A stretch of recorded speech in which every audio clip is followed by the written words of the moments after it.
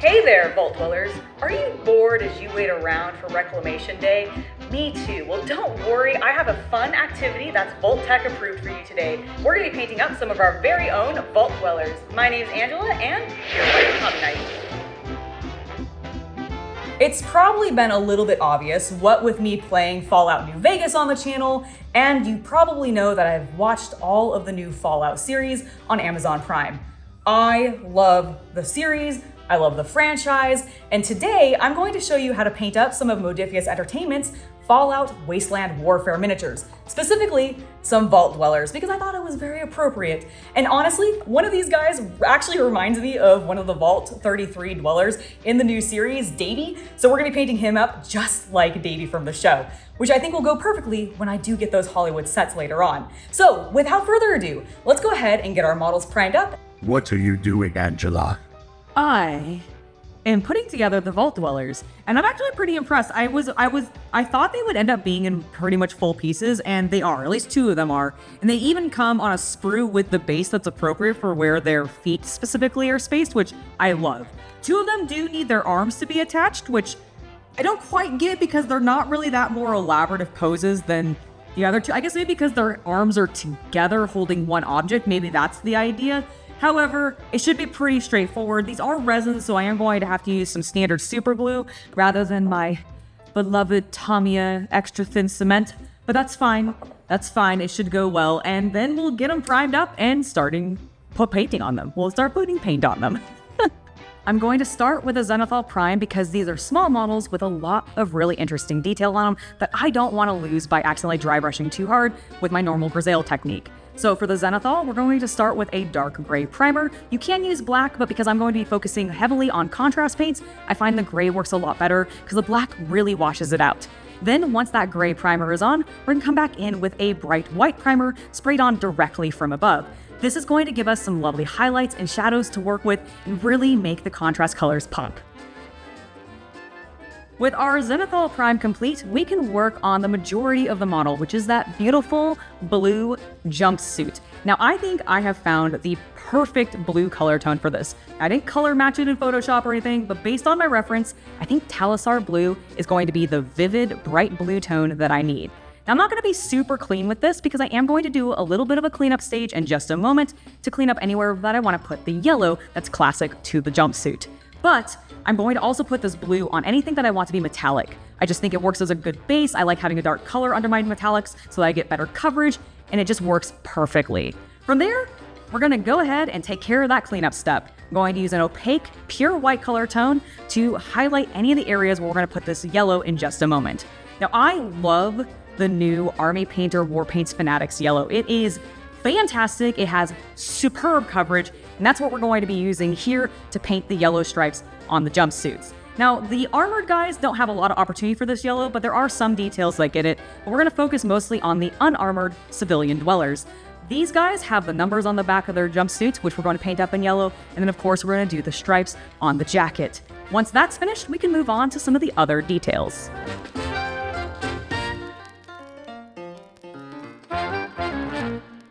Focused a bit on our civilian Vault Dwellers, let's turn our attention now to the armored ones. Now, after doing some research, it turns out that the armor seems to be made up of a light gray, somewhat metallic synthetic material, and that's the look I'm going to go for. So we're going to start by base coating the entirety of the armor in a light gray color tone that I also pulled from the Fanatics line. After that's done, we're going to come back in with a steel color tone. We're going to put that on just the raised plates that are on the front and back of the armor. This works brilliantly and they actually blend together really well, which is the look I was going for. I didn't want them to stand out too much against each other, and I'm so happy that this worked as well as I was hoping it would.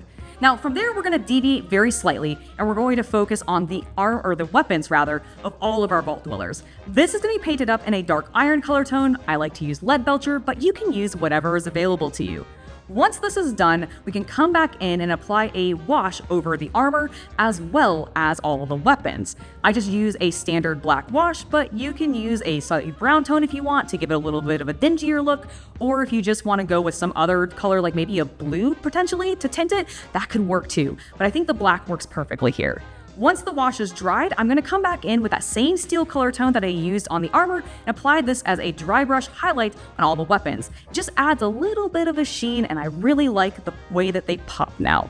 After that, we're going to move on to some leather tones. Now, at first, you may have noticed that I painted up the cuffs in the metallic color tone that we'd used previously, and I ultimately decided I didn't like that. I looked at a little bit more reference, I watched the show, and I realized, you know what? I want this color to actually be more of a rich, warm brown color tone. Right now, the models are leaning super cool tone. There's a lot of blue and a lot of silvers, and I think while that is nice, I want some warmth back there. So, we're going to first base coat those cuffs as well as their boots in a nice fur brown color tone. Then once that's dried, we're going to come back in and use snakebite leather as a wash over everything we just painted brown. This settles into those recesses and brings some of those details back out, and I love now how these Vault Dwellers are looking. From here, we can move on to painting their faces and a few minor details before moving on to the base.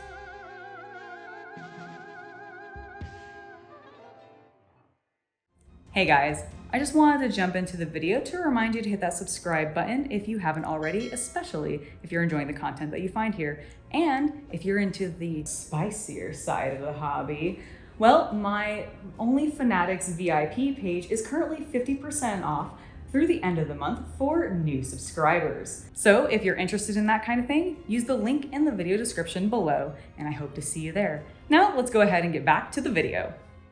My Chaos Cultist danger senses are going off. Something has gone awry. Angela, what has happened? Somehow, and I'm not exactly sure how, I've already corrected it, but like, you can still kind of see it. Part of her primer on her head, like, lifted off. I have no idea when. I noticed it during a turnaround when I was doing one of the, like, turns to show off what I had just done on the model. So I'm just repriming it in some white. I don't really mind so much, because I was planning on making this lady in particular blonde, so, like, repainting the top of her head a little bit more in white isn't gonna be that big of a deal. I think it'll actually help with the yellow contrast paint I'm gonna put down. But it's weird. I washed these. Like, I scrubbed them with soap and a brush in hot water. Maybe I needed to soak them. I don't know. I sometimes have this issue with the resin models. Somebody in chat or somebody in the comments, let me know what I can do to prevent this in the future. Chaos Cultist away! We have a couple of final details and their faces and hair to take care of. Well, at least some of them. The helmeted guys, well, they're pretty much done. You can still see some of their skin a little bit, but regardless, there's not much left to do. The first thing that I need to quickly take care of is I forgot to paint the stock on Davy's gun. We're going to use a dark brown for that and get that taken care of super fast. Then we're going to move on to their faces. Now, I wanted to add a little bit of variety in here because often the vaults have a lot of different people in them, right? So we're going to use a couple of different flesh tones as opaques, get those down as our bases, and then we're going to come back in and we're going to use a couple of different washes that are also work well as flesh tones. Gilliman's flesh, Reikland's flesh shade, a couple other colors, just to add some variety amongst the Vault Dwellers so that they don't look too homogenous, honestly, because that is never how it looks in the vaults whenever you're playing the game and even in the show. So I really wanted to capture that. From there, we're going to go ahead and move on to painting the two that have exposed heads, and we're going to work on Davy's hair first. Now, this man seriously looks like the character from the show called Davy. He has a mustache. He has almost the same hair. It's a little bit more wild. Clearly, he's gone into a fight. I don't know what's happened in Vault 81. Clearly, he's been sent over there. Maybe this is his clone or something. Regardless, he's gonna get a little bit of light brown hair, and then we're going to move on to the woman, who I did not base off of anybody in particular, and I just decided to give her some red hair because I like that color a lot, and I thought it would look good and add to the warmth that we have with the leather color tones.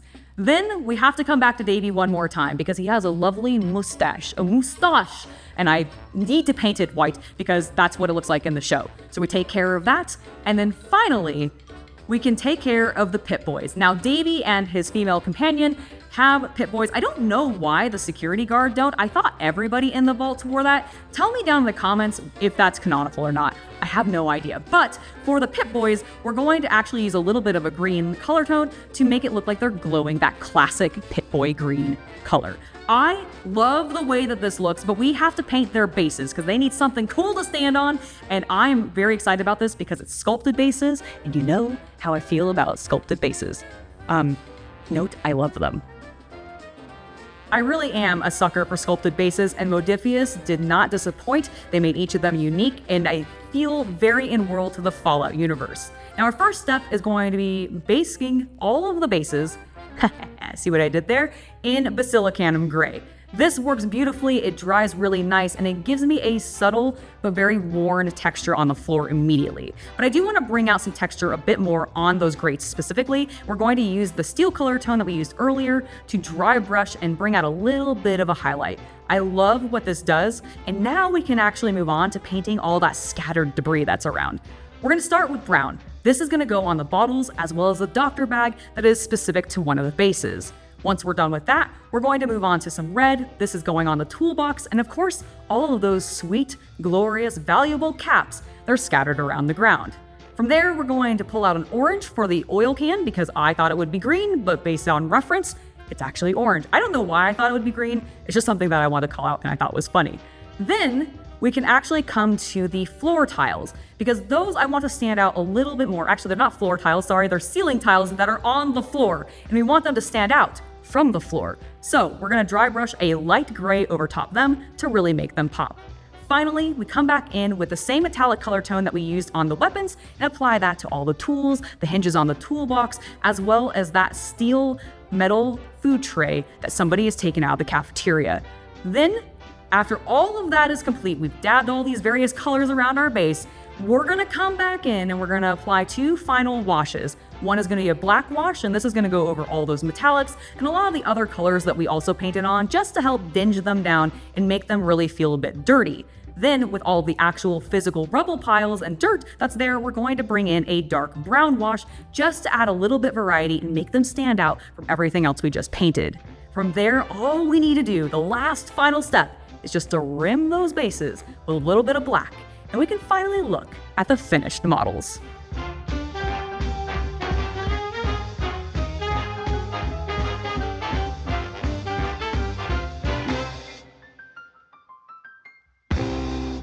I am so pleased with how my Vault Dwellers have turned out.